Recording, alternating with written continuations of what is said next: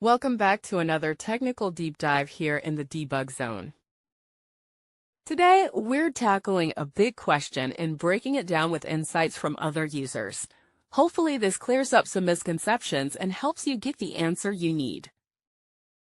So buckle up, stay a little curious, and let's jump right in.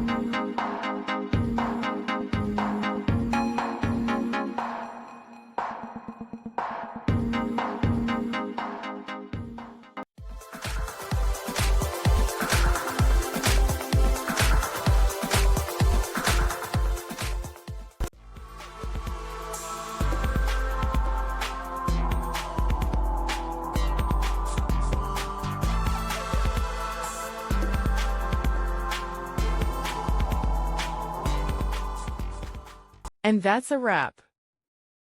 I hope you found the answer you were looking for. If you did, take a second to hit that subscribe button. It really helps out.